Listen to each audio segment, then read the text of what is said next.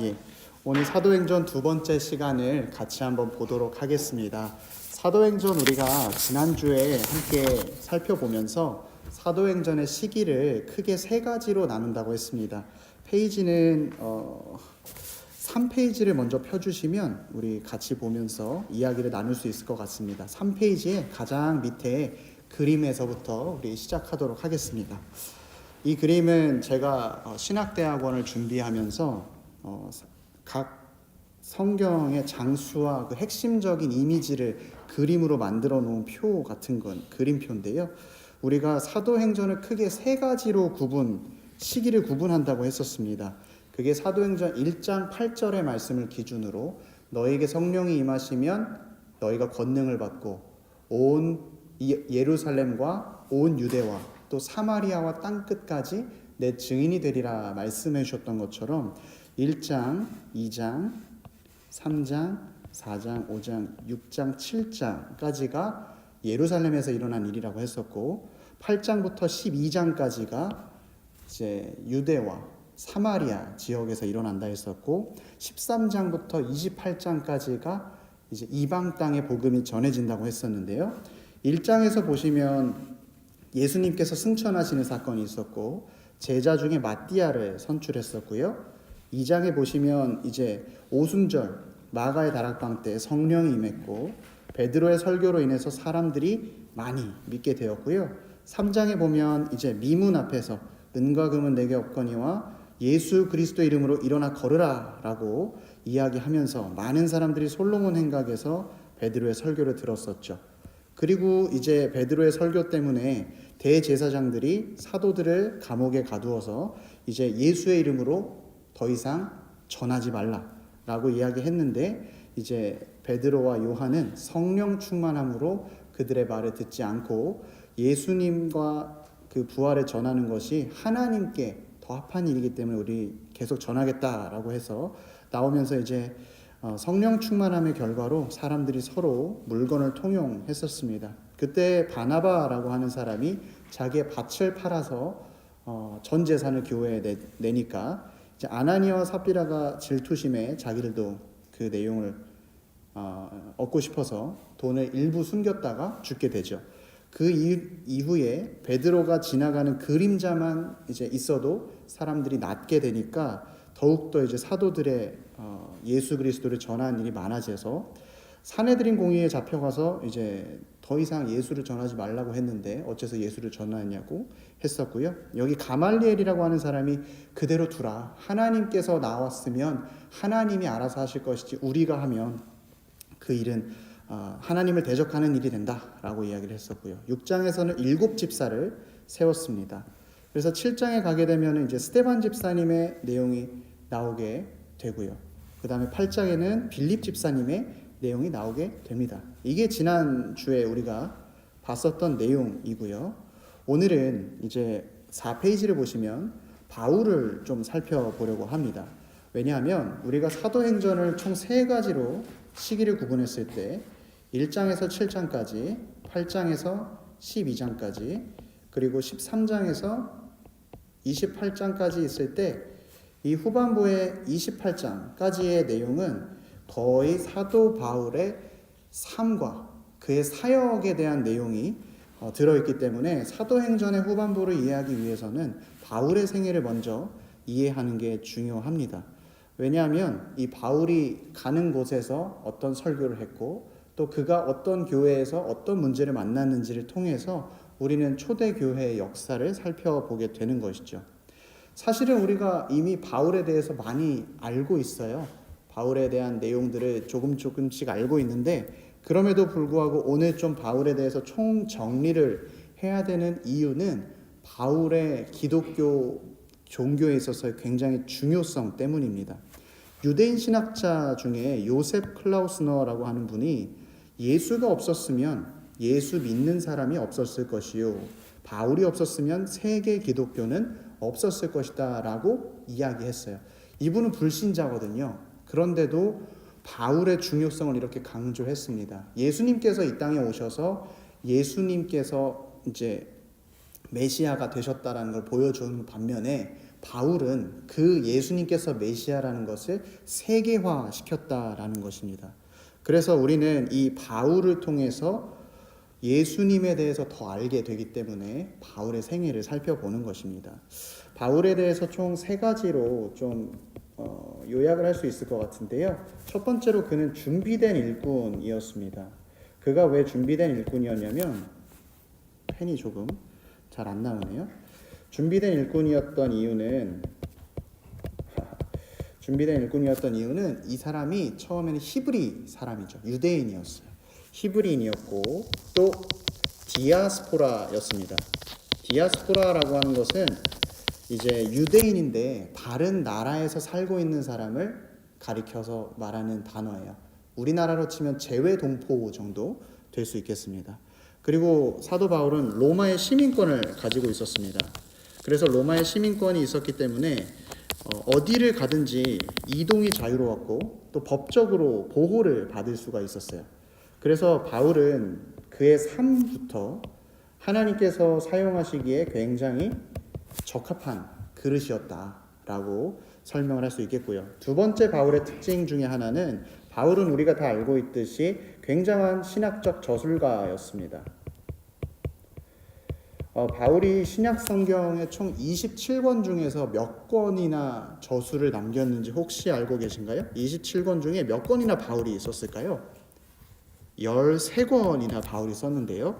이것을 좀 분량적으로 봤을 때는 3분의 1 정도 바울이 신약 성경을 작성했다라고 보고 있습니다. 그래서 바울 사도가 남겨준 그 하나님의 말씀을 통해서 우리는 예수 그리스도에 대해서 더 알게 되고 예수님께서 어떻게 우리에게 말씀해 주셨는지를 조금 더 체계적으로 알게 되는 것이죠. 특별히 바울이 이 신약 성경을 더 쓰지 않았다면 우리는 예수님의 많은 부분을 알지 못했을 것입니다. 그래서 바울 사도의 생애를 살펴보아야 하는 이유 중에 하나가 그 성경 말씀이 우리에게 전해지고 또 그 말씀이 그냥 단순히 어떤 한 교회에게 전달되는 편지가 아니라 오늘날 나에게 주어지는 말씀임을 알기 위해서 바울 사도의 생애를 좀 살펴봐야 합니다. 그래서 첫 번째 빈칸에는 각자 자기의 이름을 적어주시면 되겠어요. 하나님의 말씀이 나에게 주어진 말씀이다라는 것을 우리는 확신하고 그 말씀을 통해서 오늘 나에게 필요한 하나님의 메시지, 또 우리 교회에 필요한 메시지를 듣고 그 메시지로 살아가는 것입니다. 또 바울의 세 번째 특징이 있는데요. 바울은 선교사였고 또 목회자였고 신학자였습니다. 아까 여기 유대인 신학자가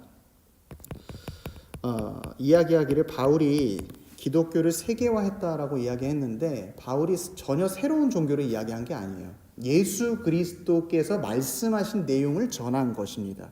특별히 선교사로서 그 지역에게 잘 들릴 수 있는 메시지로, 또 목회자로서 필요한 메시지로, 또 신학자로서 예수님이 말씀하신 것을 아주 실천적으로 잘 적용을 했습니다.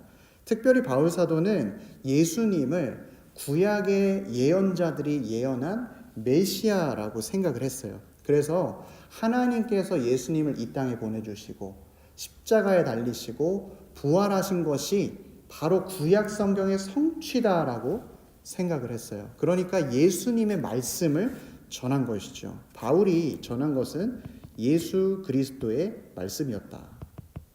이것을 적어주시면 되겠습니다. 예수님의 말씀이었다라고 이야기할 수 있겠습니다. 그래서 사도 바울을 이해한다라는 것은 그냥 우리가 어떤 역사적인 인물만을 아는 것이 아니라 초대교회에 있었던 사건들, 그리고 성경 말씀이 우리에게 전해주는 메시지, 그리고 하나님께서 우리를 통해서 앞으로 어떤 일을 하실지에 대한 기대, 이런 모든 것들을 다 종합적으로 알게 해주는 유익이 있습니다. 그래서 오늘 바울의 생애를 사도행전 9장을 중심으로 좀 같이 살펴보도록 하겠습니다. 성경에서 바울이 가장 첫 번째로 등장하는 장면이 있는데요. 그 장면이 바로 이런 장면입니다. 스데반 집사님을 돌로 쳐 죽이는 사도행전 7장의 말씀이에요. 우리 가지고 계신 유인물에 보시면 사도행전 7장 58절 말씀이 있는데요. 2번 핍박자 바울, 1번 스데반 순교, 사도행전 7장 58절 말씀. 이 말씀 같이 한번 읽어보겠습니다. 시작. 성 밖으로 내치고 돌로 칠세 증인들이 옷을 벗어 사울이라 하는 청년의 발 앞에 두니라. 이때 이제 성경에서 바울이 처음으로 등장을 하는데, 이 사진에서 제가 좀 흥미로웠던 것은 바로 요거예요. 바울의보다 이 돌의 크기가 굉장히 컸다는 게 신기했어요. 유대인들이 이제 사람들을 사형 집행할 때 돌을 그냥 어떤 야구공만한 돌을 던지는 게 아니고 사람 머리만한 거를 던져서 집행을 하는 것이죠. 그때 이제 바울이 처음 등장을 하게 되는데, 스데반 집사님이 보면 여기 성 밖으로라고 말씀이 증거하고 있는데, 이 성 밖으로가 어디를 의미하는 것이냐면, 여기 보면 place of Stephan's stonings, 아마 여기쯤에서 스데반 집사님이 돌을 맞았을 것이다 라고 생각을 하고요. 이 전체 이 모양이 예루살렘 성입니다. 예루살렘 성에는 총 8개의 문이 있는데, 그 8개의 문 중에 지금 사용하는 문은 7개지만 그 중에 쉽게이트, 양문이라고 하는 곳이 있어요. 우리 양문이라고 하면 성경에서 요한복음 5장에 베데스다 연못, 양문 곁 베데스다 연못이라고 했던 그 부분입니다. 이 양문이라고 하는 곳이 성 밖으로 나가서 스데반 집사님이 돌에 맞았는데, 이제 이 양문이라는 것을 또 다른 이름으로 스데반의 문이라고도 부르기도 했고요. 그 이후에는 이제 이 문을 사자문이라고도 부르기도 했습니다. 그래서 지금은 이렇게 돼 있어요. 그림을 보시면 조금 화질이 안 좋은데 여기 부분이 사자 모양이 있어요. 그래가지고 이 문을 사자문이라고 불러요. 가까이서 보면 이렇게 돼 있습니다. 실제로는 15세기에 오스만 트루크 제국의 술탄이 여기다가 이걸 만들었다고 하는데, 현재 예루살렘의 성문 중에는 사자문이라고 불리고 이 사자 모양이 되어 있는 곳이 있습니다. 그리고 여기는 이제 스데반 집사님이 돌에 맞아서 돌아가셨다라고 추정하는 곳에다가 이제 순교 바위 교회라고 기념 교회를 만들어 놓았습니다. 그래서 아마 이 부분에서 돌에 맞아 돌아가시지 않았을까라고 추측을 하고 있다고 합니다. 그래서 어쨌든 스데반 집사님이 성 밖에서 돌 맞을 때 사울이라고 하는 청년이 등장을 해요. 여기 청년은 한 30대 정도 되는 사람이라고 생각을 합니다. 단어적으로. 그때 사람들이, 증인들이 옷을 벗었다라고 하는데, 이 사형 집행의 단계가 신명기 17장 5절에서 7절 말씀을 따라서 행하고 있는 것인데, 너는 그 악을 행한 남자나 여자를 내 성문으로 끌어내고 그 남자나 여자를 돌로 쳐 죽이되, 이런 자를 죽이기 위하여는 증인이 먼저 그에게 손을 댄 후에 뭇 백성이 손을 댈지니라. 너는 이와 같이 하여 너희 중에 악을 제할지니라. 아마도 여기 돌을 던지는 사람이 증인일 것이고, 이 증인이 자기 옷을 벗어서 청년 사울, 한 30대 되는 유능한 랍비 앞에다가 옷을 벗어놨다는 것이죠. 사울이 당시에 이제 30대밖에 안 됐지만 유대 지도부에게 있어서는 굉장히 인정받는, 또 신뢰를 받는 그런 청년으로 추측을 합니다. 왜냐하면 이 증인들이 옷을 벗는다라는 것은 당시 사형 집행의 책임자 또는 집행자라는 의미를 갖고 있기 때문입니다. 그래서 사울이 처음에 성경에서 등장했을 때는 예수님을 핍박하는 박해자, 핍박자로 등장을 하게 되는 것이죠. 그래서 이제 사울이 스데반 집사님을 죽이는 이 사형 집행을 굉장히 잘했다라고 생각을 해요. 왜냐하면 사내들인 공의회에서 스데반 집사님이 신성 모독을 했기 때문에 사형 받아야 된다라고 말한 것을 굉장히 잘했다라고 생각을 하고, 스데반 집사님이 순교한 이후부터 자기도 본격적으로 그리스도인을 박해하는데 이제 참여하게 됩니다. 그래서 우리가 어제가 아니죠, 지난주에 살펴봤듯이 사도행전 8장에 보게 되면 8장 1절에 사울은 그가 죽임당함을 마땅히 여기더라 라고 증거하고 있고, 또 이제 다른 지역으로 흩어진 기독교인들을 붙잡으러 가게 되죠. 그때 제일 궁금한 부분은 왜 바울은 예수님을 믿는 것, 이것을 박해하는 게 자기 신앙의 열심이라고 생각을 했을까? 바울은 도대체 어떤 생각을 가지고 있었길래 그리스도인을 박해하는 게 자기의 종교적 열심이라고 생각을 했을까라는 질문이 생기는데요. 그 부분에 대해서는 우리 바울의 유년기를 좀 살펴볼 필요가 있습니다. 바울 사도가 태어난 곳은 길리기아 다소라는 곳입니다. 여기가 이제 당시 로마 시대의 지도를 좀 이렇게 그림으로 나타낸 것이고요. 여기 길리기아라고 하는 곳이 있습니다. 여기 부분에 다소라고 하는 수도가 있었습니다. 이 다소는 소아시아 남부에 있는 곳이고요. 지금은 터키에 있는 곳입니다. 이름이 지금은 튀르키예로 바뀌었는데 어쨌든 이 다소라는 곳은 로마의 속주 중에서도 굉장히 대도시에 속했었습니다. 여기에서 주로 하는 이제 사업들은 천막을 만드는 사업들을 했었어요. 그래서 우리가 흔히 알고 있듯이 바울이 천막 깁는 일도 하면서 목회를 했다라고 하는데 아마도 이때 다소의 영향을 받지 않았을까 생각이 되고요. 이제 이 다소라는 지역은 굉장히 발달된 곳이었고요. 동양과 서양의 문화가 만나면서 이제 그 당시에 소아시아의 아테네다라고 불릴 정도로 사람들이 아주 많이 모여 있었고 또 교육하는 일에 관심을 많이 가졌던 곳입니다. 그 중에서도 이제 바울의 집이라고 생각되는 터이고요. 이제 지금 남아있는 것은 바울의 생가와 우물밖에 남아있지 않지만 이곳에서 이제 바울이 살았을 것이다 라고 했을 때 추측하는 것이 바울은 굉장히 부유했을 것이다 라고 생각을 하고요.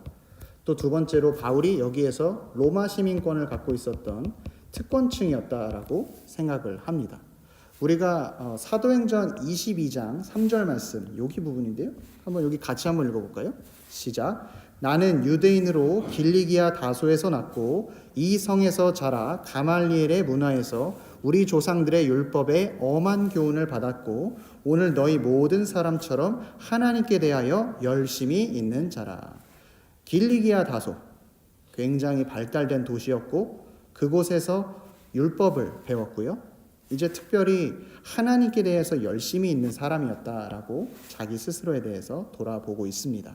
우리 빌립보서 3장 5절에서 6절도 한번 같이 한번 읽어볼까요? 시작. 나는 8일 만에 할례를 받고 이스라엘 족속이요 베냐민 지파요 히브리인 중에 히브리인이요 율법으로는 바리새인이요 열심으로는 교회를 박해하고 율법의 의로는 흠이 없는 자라. 당시에 이제 베냐민 지파, 이스라엘 족속 중에 베냐민 지파라는 것은 이스라엘이 역사적으로 북이스라엘과 남유다로 나눠졌잖아요.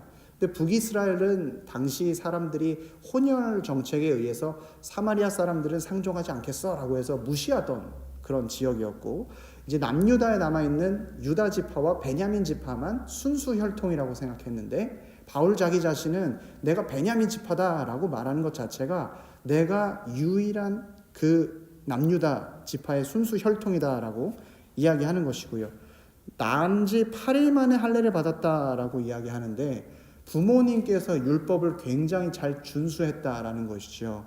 그러니까 사람들이 생각하기를 바울은 처음 부유한 집안에서 태어났고 로마 시민권을 가진 특권층이었고 또 세 번째로 바리새인이었는데 아버지가 굉장히 교육열도 높았고 또 그 바리새인으로서 엄격한 율법을 지키고 있었다라고 생각을 합니다.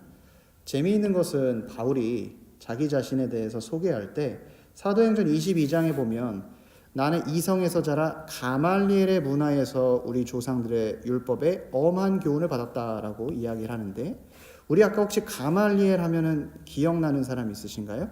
사도행전 5장에서 사도들을 놓아줄 때 사내들인 공의에서 굉장히 지혜 있고 명망 있는 사람이었죠.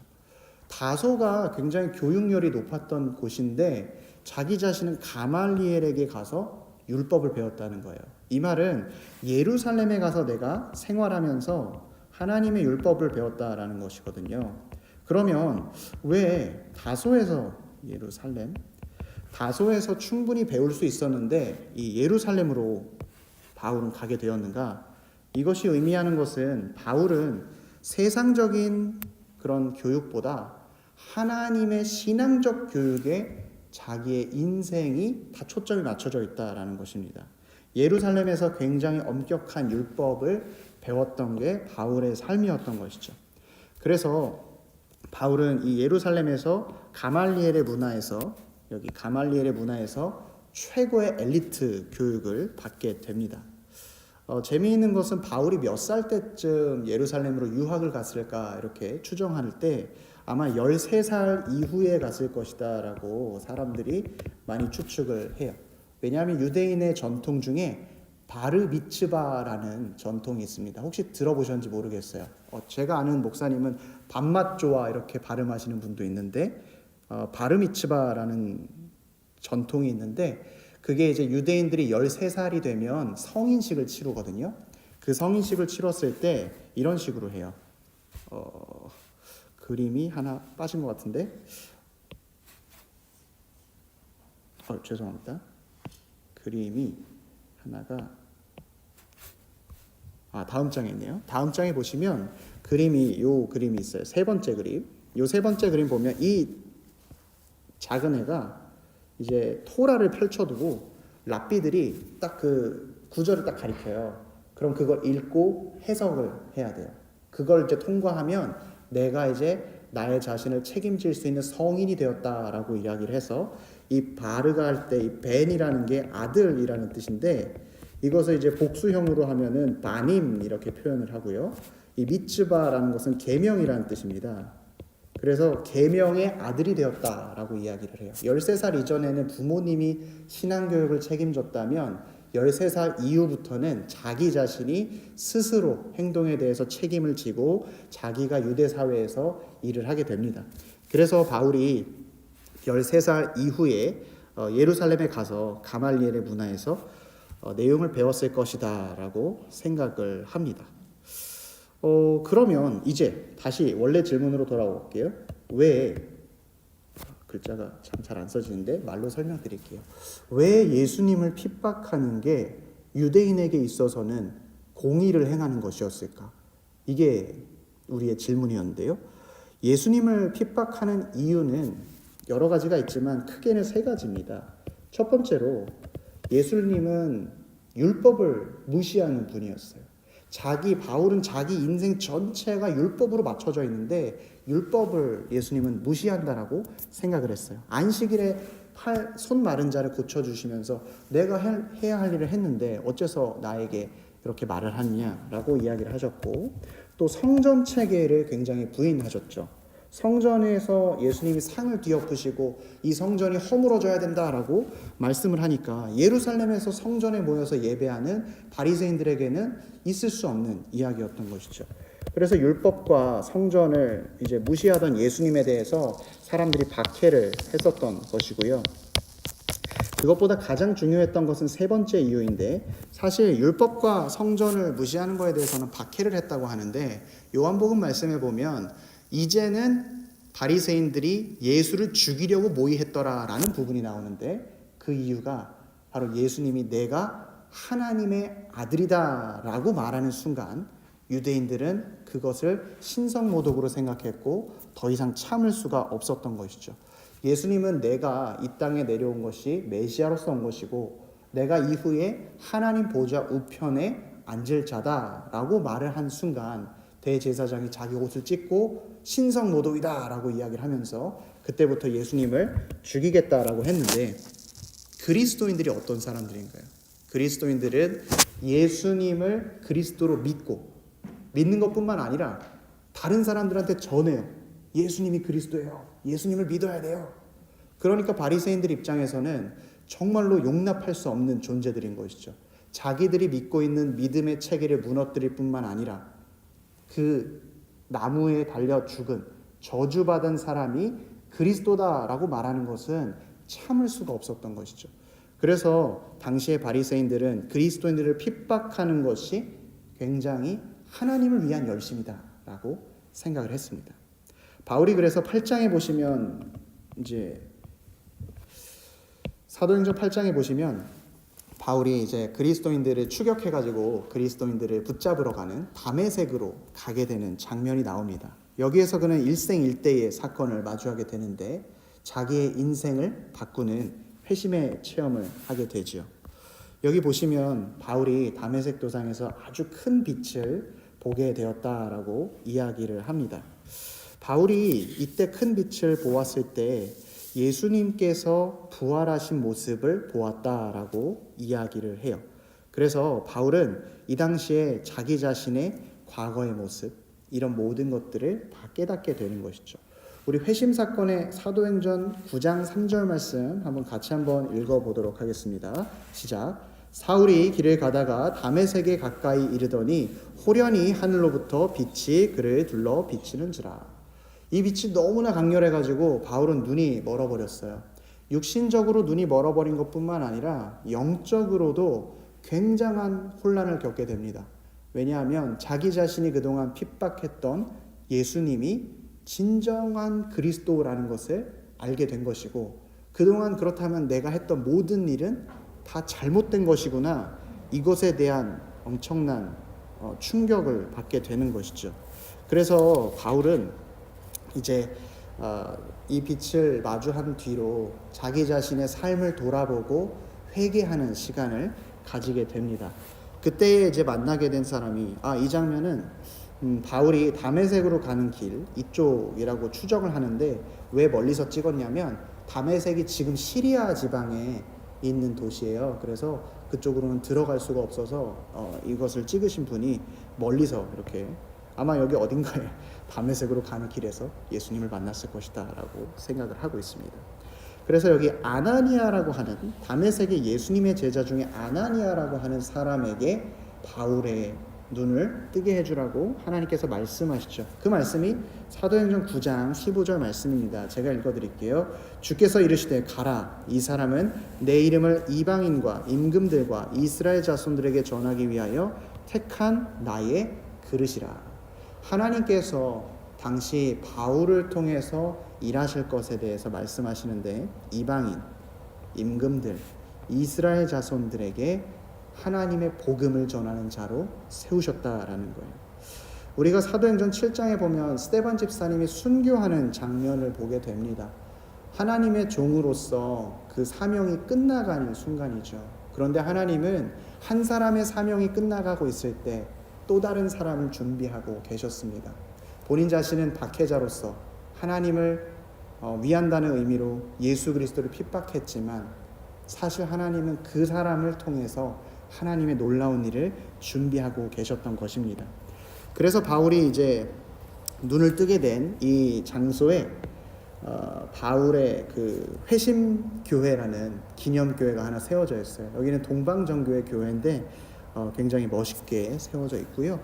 안으로 들어가게 되면 그 앞쪽에 바울 동상을 하나 세워뒀고요. 안쪽으로 들어가면 이렇게 되어 있습니다. 그래서 아마 예수님과 그 12 제자들 그리고 바울 사도 이렇게 해서 안쪽에는 이런 식으로 예배당을 꾸며 놓았습니다. 그리고 이제 살펴볼 것이, 바울이 그러면 회심한 뒤에는 그가 어떻게 삶을 살았는가, 이것을 우리가 좀 살펴봐야 하는데요. 바울이 처음에 회심한 뒤로는 다메섹에 어쨌든 들어가서 다메섹 회당에서 부활한 예수님을 전합니다. 그런데 이때부터 본격적으로 예수님을 전한 것은 아니고요. 자기가 회심한 이후에 본격적으로 사역을 하기 전까지는 조금 일정 공백이 존재해요. 그때 누가, 이제 사도행전의 저자였던 누가는 이 공백에 대해서 특별히 그냥 여러 날이 지났다라고 언급을 하는데, 바울 사도는 다른 서신서에서 자기가 회심한 뒤에 어떤 삶을 살았는지 이야기하고 있습니다. 갈라디아서 1장 17절에서 18절 말씀인데요. 같이 한번 읽어보겠습니다. 또 나보다 먼저 사도된 자들을 만나려고 예루살렘으로 가지 아니하고 아라비아로 갔다가 다시 다메섹으로 돌아갔노라. 그 후 3년 만에 내가 게바를 방문하려고 예루살렘에 올라가서 그와 함께 15일을 머무는 동안, 자기가 사도된 사람들을 만나려고 예루살렘에 가지 않았대요. 어디로 갔어요? 아라비아로 갔대요. 아라비아는 예루살렘 동남쪽에 있는 넓은 땅입니다. 근데 거기가 광야예요. 그래서 바울은 다메섹에 갔다가 다음으로 간 곳이 바로 아라비아 광야로 갔습니다. 아라비아 광야에 대한 사진을 좀 찾아봤는데요. 이렇게 생겼습니다. 광야로 갔습니다. 광야의 이제 히브리어 원어는 미드바르라고 불러요. 미드바르. 근데 이 미드바르의 어근 이제 시작되는 뿌리는 나바르라고 하는데요. 이 미드바르는 광야라는 뜻이고 나바르는 말씀이라는 뜻이에요. 그래서 어떤 분들은 좀 은혜롭게 해석하기 위해서 광야는 하나님께서 말씀하시는 곳이다라고 해석을 해요. 바울은 아라비아 광야로 가서 하나님의 말씀을 3년 동안 듣고 또 하나님과 교제하고 자기의 앞으로의 사역을 준비하는 시간으로 보낸 것이죠. 하나님께서는 특별히 자기의 사명자를 부르실 때 그들을 광야로 먼저 부르셨습니다. 모세를 부를 때도 그랬고요. 다윗을 부를 때도 그랬고요. 엘리야, 세례 요한, 심지어 예수님도 공생애를 시작하시기 전에 광야에 가셔서 40일간 금식하고 기도하셨죠. 왜 광야로 부르셨을까 생각을 좀 해보면 아마 이 그림을 보시면 아실 수 있을 것 같아요. 광야가 있는데 우리 사람은 요만합니다. 아무것도 없어요. 할 수 있는 것도 없고 의지할 것도 없고 광야에서는 의지하고 싶어도 붙잡을 게 없어서 하나님만 바라보게 됩니다. 그래서 우리 인생 가운데도 광야 같은 시간을 만났을 때 우리는 그 광야의 시간이 나를 힘들게 하는 시간이 아니라 하나님께서 말씀하시기 위해 나를 부르신 시간이다라고 생각을 하고 지내셨으면 좋겠어요. 특별히 바울은 이 광야의 삶을 통해서 하나님의 말씀을 배웠고 또 하나님과 대면하는 시간을 통해서 아주 고강도의 훈련을 했습니다. 실제로 바울은 자기의 삶이 굉장히 엘리트의 삶이었어요. 부유한 집안에서 컸지요. 학벌도 좋았지요. 사람들에게 계속해서 인정만 받았지요. 근데 우리가 알듯이 바울이 앞으로 사역할 상황은 그런 부유하고 넉넉함으로 사역할 수 있는 게 아니었거든요. 하나님은 그래서 바울을 택하시고 사용하시기 위해 준비하시는 시간으로 이 아라비아 광야로 3년 동안 바울을 부르셨던 것입니다. 바울이 그렇게 해서 이제 아라비아 광야를 마치고 그 다음 간 곳이 바로 예루살렘이었어요. 예루살렘으로 간 바울은 어떤 일을 했는가? 사도행전 9장 23절에서 27절 말씀인데 제가 읽어드립니다. 여러 날이 지나매, 누가는 이렇게 3년을 여러 날이 지나매라고 설명을 했어요. 유대인들이 사울 죽이기를 공모하더니 그 계교가 사울에게 알려지니라. 그들이 그를 죽이려고 밤낮으로 성문까지 지키거늘 그의 제자들이 밤에 사울을 광주리에 담아 성벽에서 달아 내리니라. 사울이 예루살렘에 가서 제자들을 사귀고자 하나 다 두려워하여 그가 제자됨을 믿지 아니하더니 바나바가 데리고 사도들에게 가서 그가 길에서 어떻게 주를 보았는지와 주께서 그에게 말씀하신 일과 다메섹에서 그가 어떻게 예수의 이름으로 담대히 말하였는지를 전하니라. 바울이 이제 회심하고 예루살렘으로 가야 하는데 돌아올 때 3년이 지난 시간은 굉장히 상황이 많이 바뀌었죠. 그전에는 기대받는 자, 또 유능한 청년이었지만 돌아올 때는 자기가 핍박하는 또 다른 그리스도인이 되었을 뿐입니다. 그래서 사람들은 이 바울을 죽이겠다라고 생각을 했어요. 그래서 심지어 밤에 여기 밤낮에 성문으로 지키니까 밤에 광주리에 달아서 줄을 타고 탈출을 하게 되죠. 그럼에도 불구하고 바울이 예루살렘으로 가게 됩니다. 당시 상황이 얼마나 어려웠는지 바울이 몰랐을 리가 없겠죠.